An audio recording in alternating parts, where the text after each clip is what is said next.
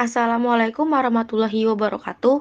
Hai teman-teman, perkenalkan kami dari kelompok 4 yang terdiri dari Aditya, Anaya, Citra, saya sendiri Danisa, dan Dian. Dalam tugas mata kuliah media tablik ini, kami akan menyampaikan penjelasan materi tentang blog sebagai media dakwah. Islam harus mencari media alternatif untuk memaksimalkan misi dakwah. Kemajuan ilmu pengetahuan dan teknologi membawa pengaruh yang besar dalam berbagai segi tatanan kehidupan masyarakat, mulai dari cara berpikir, bersikap, dan bertingkah laku. Salah satu media sosial yang digunakan masyarakat sebagai sasaran dakwah adalah blog. Pembahasan selanjutnya akan disampaikan oleh yang lain. Saya akan sedikit memaparkan mengenai situs blog. Blog merupakan sebuah aplikasi web yang memuat secara periodik tulisan-tulisan pada sebuah halaman website umum. Postingan yang dimuat di blog biasanya diurut dari mulai yang terbaru berada paling atas. Situs blog ini dapat digunakan oleh semua pengguna internet sesuai dengan topik dan tujuan pada pengguna blog tersebut. Di era globalisasi seperti ini, sejak munculnya kehadiran media digital, dalam menyiarkan syiar Islam itu harus dapat menyesuaikan diri dengan perubahan yang ada. Salah satu media digital tersebut yaitu situs blog.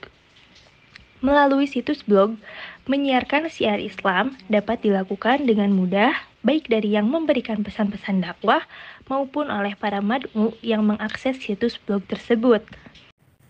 Selanjutnya mengenai sejarah blog. Media blog pertama kali dipopulerkan oleh blogger.com yang dimiliki Pira Labs. Pada awal kemunculannya, blog masih memiliki tampilan yang sangat sederhana, dengan warna background yang kurang menarik, teks warna hitam, dan link berwarna biru. Hingga akhirnya berangsur-angsur dapat memuat gambar, video, suara, dan animasi. Hingga pada akhirnya Pira Labs ini diakuisisi oleh Google pada akhir tahun 2003. Semenjak itu, banyak terdapat aplikasi-aplikasi yang bersifat sumber terbuka yang diperuntukkan kepada perkembangan para penulis blog tersebut. Blog sendiri memiliki fungsi yang sangat beragam, mulai dari sebuah catatan harian, media publikasi kampanye politik, sampai dengan program-program media dan banyak perusahaan. Buku tamu dan komentar menjadi fasilitas para pengguna atau pengunjung untuk berinteraksi satu sama lain. Dan pembahasan selanjutnya akan disampaikan oleh saya sendiri yang mengenai tentang faktor yang mempengaruhi blog sebagai media dakwah. Ada 3 faktor.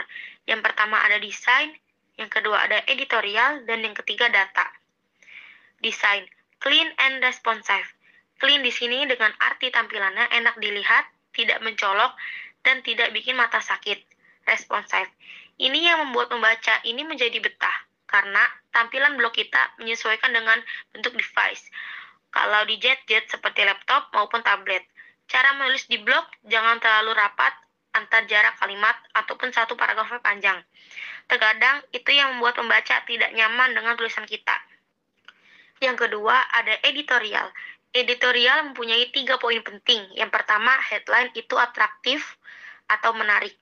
Ini poin pertama yang sangat penting karena headline itu mengundang daya tarik bagi pembaca maupun juri.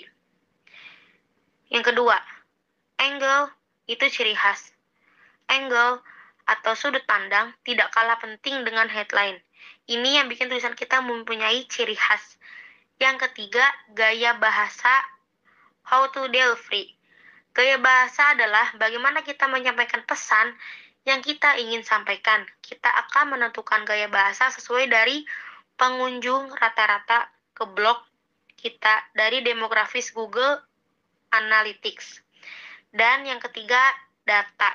Data bisa menjadi cara kita untuk membuat konten atau media dakwah yang lebih powerful, mulai dari demografisnya, evisnya, bahkan jaringannya, tergantung konten apa yang hendak kita tulis.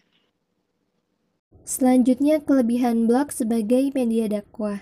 Blog sebagai media dakwah memberikan banyak kemudahan, diantaranya menyediakan fitur yang dapat menyajikan penyampaian kajian-kajian Islam, memberikan satu ruang menawarkan sebuah dialog atau komentar dari para pengunjung blog, sehingga pelaksanaan dakwah dapat dilakukan dengan baik.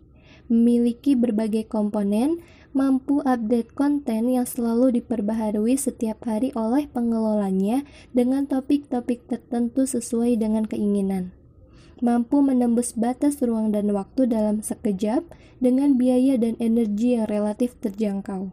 Dakwah melalui blog dapat mempermudah kedua belah pihak, yakni da'i dan juga mad'u.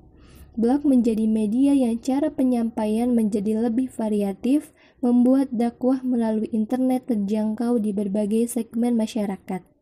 Blog sebagai media dakwah menjadi nuansa baru dan sangat apresiatif bagi perkembangan dakwah Islamiyah.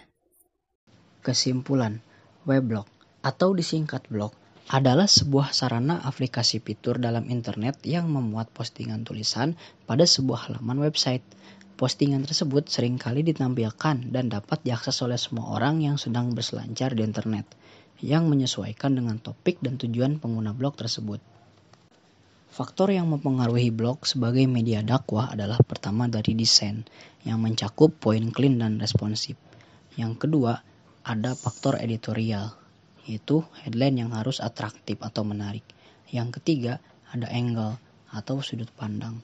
Poin ini adalah poin ciri khas dari satu penulis dengan penulis yang lain. Yang keempat, ada gaya bahasa atau how to deliver a message. Gaya bahasa juga menentukan bagaimana kita menyampaikan pesan yang akan disampaikan, yaitu dakwah. Yang terakhir, data.